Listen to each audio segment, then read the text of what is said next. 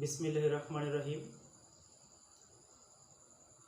সুপ্রিয় শিক্ষার্থীবৃন্দ, তোমাদের সবাইকে আমন্ত্রণ জানাচ্ছি আমাদের আজকের অনলাইন ক্লাসে। তোমাদের সাথে আছি আমি মোহাম্মদ ইমরান হোসেন, সহকারী শিক্ষক, কায়তুল্লাহ যজ্ঞেশ্বর উচ্চ বিদ্যালয়। আজকে আমি আলোচনা করব নবম দশম শ্রেণীর রসায়ন বিজ্ঞানের ষষ্ঠ অধ্যায়। আর এই অধ্যায়ের এটা আমার তৃতীয় ক্লাস। এর আগে আমি আর দুইটা ক্লাস আপলোড করছি, তোমরা সবাই আমার পূর্বের ক্লাসগুলো দেখে নেবে। আজকে আমি অত্যন্ত গুরুত্বপূর্ণ একটি টপিক নিয়ে আলোচনা করব, সেটা হচ্ছে যৌগে মৌলের শতকরা সংযুতি। এখন যৌগে মৌলের শতকরা সংযুতি বলতে আমরা আসলে কি বুঝি? অর্থাৎ একটা যৌগের 100 গ্রামের মধ্যে কোনো মৌল আছে যত গ্রাম, সেটা হচ্ছে ওই মৌলের শতকরা সংযুতি। অর্থাৎ আমরা একটা উদাহরণের সাহায্যে দেখি বিষয়টা কি। যেমন HCl একটি যৌগ, এই HCl এর 100 গ্রাম HCl এর মধ্যে হাইড্রোজেন আছে কত গ্রাম এবং ক্লোরিন আছে কত গ্রাম। এখানে কিন্তু দুইটা আছে, যে হাইড্রোজেন এবং ক্লোরিন দুইটা পরমাণু আছে। আবার আমি যদি চিন্তা করি এখানে যে H2SO4 সালফিউরিক অ্যাসিড, এই যৌগে হাইড্রোজেন আছে কত গ্রাম, সালফার আছে কত গ্রাম, অক্সিজেন আছে কত গ্রাম, এটা আমরা বের করব। মানে 100 গ্রাম সালফিউরিক অ্যাসিডের মধ্যে কত গ্রাম হাইড্রোজেন আছে, কত গ্রাম সালফার আছে, কত গ্রাম অক্সিজেন আছে। এটি হচ্ছে মৌলের শতকরা সংযুতি। অর্থাৎ আমরা এখানে হাইড্রোজেনের শতকরা সংযুতি কত, ক্লোরিনের শতকরা সংযুতি কত, এখানে হাইড্রোজেনের কত, সালফারের কত, অক্সিজেনের কত, তিনটা পরমাণু আছে এখানে। মানে 3 ধরনের পরমাণুর সংখ্যা আছে এখানে মোট 2, 3, 3, 4, 7টা পরমাণু আছে।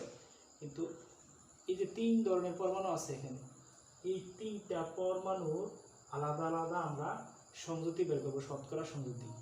এখন শতকরা সংযুতির এই যে মৌলের শতকরা সংযুতির সংজ্ঞা যদি বলি, সেটা হচ্ছে কোনো যৌগের 100 গ্রামের মধ্যে যত গ্রাম মৌল থাকে সেই সংখ্যা হচ্ছে ওই মৌলের শতকরা সংযুতি।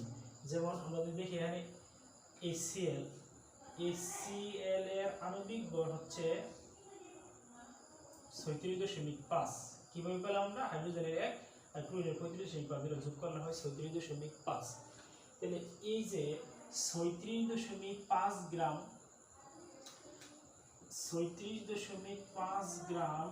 HCl এ হাইড্রোজেন আছে, হাইড্রোজেনের পারমাণবিক ভর 1, হাইড্রোজেন পরমাণু আছে 80, তাহলে 1 × 1 তার মানে 1 গ্রাম। তাহলে 1 গ্রাম HCl এ হাইড্রোজেন পরমাণু আছে 1/36.5 গ্রাম। সুতরাং 100 গ্রাম HCl এ হাইড্রোজেন পরমাণু আছে 100/36.5 গ্রাম। তাহলে এটাকে ক্যালকুলেশন করলে আমাদের মান আসবে 2.74 গ্রাম। অর্থাৎ এখানে সুতরাং হাইড্রোজেন এর শতকরা সংযুতি হচ্ছে 2.74%। তাহলে ক্লোরিনের সংযুতি কত? আমরা ইচ্ছে করলে 100 থেকে 2.74 বাদ দিলেই আমরা ক্লোরিনের সংযুতি কত পার্সেন্ট বের করতে পারবো। আবার ঐকিক নিয়ম করেও এই অঙ্কটা করতে পারবো। কিভাবে? যদি ঐকিক নিয়ম করি, এটার মতোই যে 36.5 গ্রাম, আবার 36.5 গ্রাম HCl এ ক্লোরিন আছে, ক্লোরিনের পারমাণবিক ভর হচ্ছে 35.5, পরমাণু সংখ্যা 80, অর্থাৎ কত গ্রাম। সুতরাং 1 গ্রাম HCl এ ক্লোরিন আছে 35.5 ডিভাইডেড বাই 36.5 গ্রাম। সুতরাং 100 গ্রাম HCl এ ক্লোরিন আছে 35.5 ইন্টু 100/36.5 গ্রাম। তাহলে এটাকে যদি আমরা ক্যালকুলেশন করি তাহলে মান পাবো,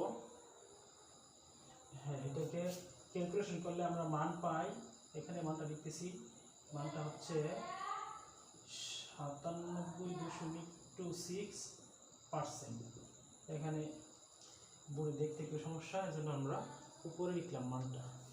তাহলে এটা হচ্ছে ক্লোরিনের শতকরা সংযুতি, অর্থাৎ কোনো মৌলের শতকরা সংযুতি হচ্ছে ওই মৌলের, যেমন এটা যদি আমরা দেখি কোনো মৌলের, যেমন আমরা হাইড্রোজেনের শতকরা সংযুতি বের করছি, এই যে 1 এর সাথে 100 গুণ, তার মানে কি হইল, এখানে 1টা হচ্ছে হাইড্রোজেনের পারমাণবিক ভর, অর্থাৎ কোনো মৌলের পারমাণবিক ভরকে ওই পরমাণুর সংখ্যাকে এবং ওই যৌগের আণবিক ভর দ্বারা ভাগ করে এটাকে পার্সেন্টেজ করলে আমরা কি পাই, ওই মৌলের শতকরা সংযুতি পাই। তাহলে আমরা এটা থেকে একটা সূত্রের মাধ্যমে আমরা এগুলো বের করতে পারি।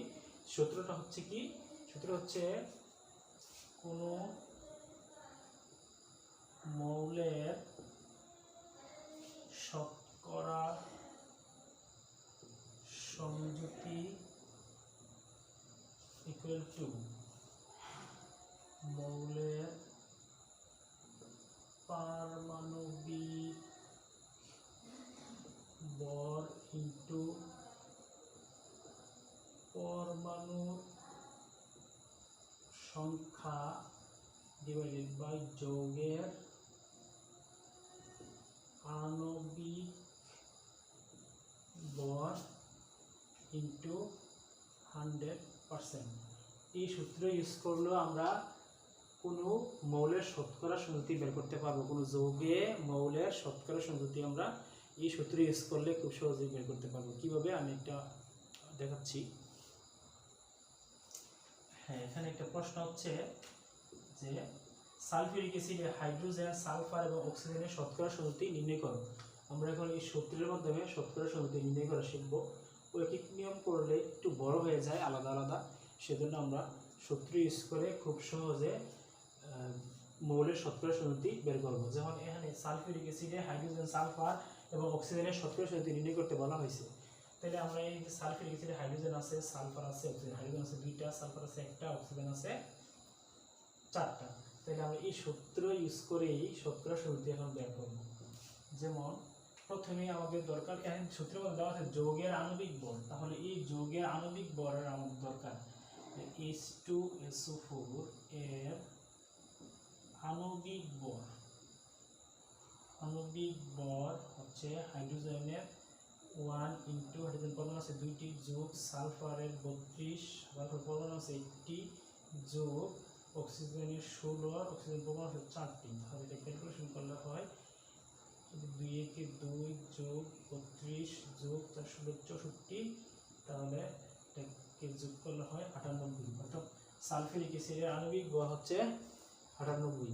তাহলে এখানে সালফিউরিক অ্যাসিডে হাইড্রোজেনের সংযুতি বের করি, হাইড্রোজেন এর সংযুতি, আমরা সূত্র ইউজ করবো। প্রথম হচ্ছে মৌলের পারমাণবিক ভর ইনটু পরমাণুর সংখ্যা। তাহলে হাইড্রোজেনের পারমাণবিক ভর হচ্ছে 1 পরমাণুর সংখ্যা, হাইড্রোজেন পরমাণু আছে 2টি, এই যে 2টি আছে হাইড্রোজেন পরমাণু, এজন্য আমরা লিখব 2।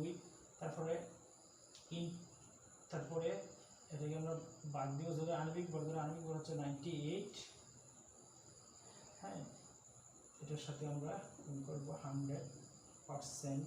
তাহলে এটাকে ক্যালকুলেশন করলে আমরা হাইড্রোজেনের সংযুতি কত বের করতে পারবো। আবার আমরা যদি দেখি এখানে সালফার এর সংযুতি, তাহলে সালফারের সংযুতি হচ্ছে, সালফার একটাই আছে, সালফারের আণবিক ভর হচ্ছে 32, যে 32 উপরে লিখি 32, সালফার পরমাণুর সংখ্যা 1টি থেকে ভাগ দিব যৌগের আণবিক ভর 98 ইনটু 100%। তাহলে এটাকে ক্যালকুলেশন করলে আমরা সালফারের সংযুতি পাবো।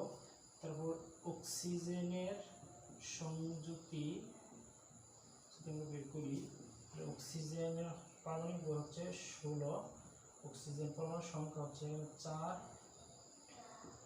যৌগের আণবিক ভর 98 ইনটু 100%। এখন আমরা সবগুলো ক্যালকুলেশন করি, ক্যালকুলেশন করে মানগুলো বসাই।